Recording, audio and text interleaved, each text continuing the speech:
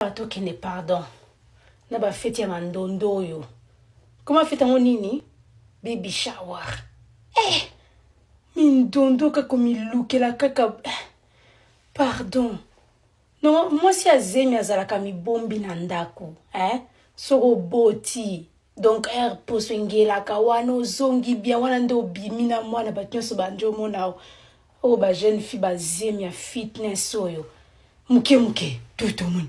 Muke tout au monde. Muke tout au monde. Baby shower. Il fallait mettre quoi, bleu ou rose?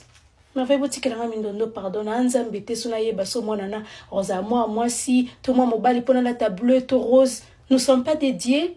Non na la tipembe, na la ti couleur nzambe. Parce que c'est Dieu qui décidera. So boyo ka sonyo okota nga parce que so je suis hors thème.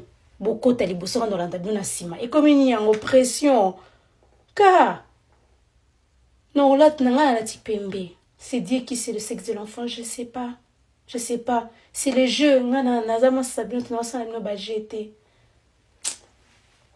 fait un opé biloka olia c'est là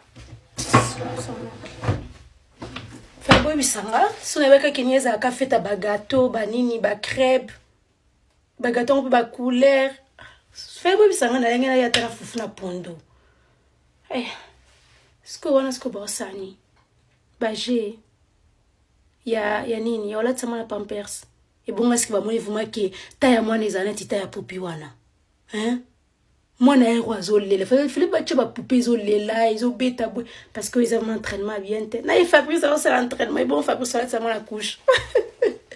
Fallait ba tika na déjà la tsama la agneau sur la couche. Total. Ok, maintenant c'est l'air de quoi? On a ballon, parce que ballon, bassani, ça va tcheboé. Poso mon ande pour ça ba rituel. Le ballon là, ballon ça signifie quoi? Les boumouya moi si. Si ko yena Fabrice bazui tonga, ba simbi, ba bukina kati. Donc ba bomi mwana, en tout cas. Non, mais comme ça, ça là, que bon avec les yeux spirituels, ou ba fait toyo. Mais oui, nous sommes en train de faire tu à tate. Orubomba ma vraiment soko botika kande bat bako ya omona makambo. Maintenant nini?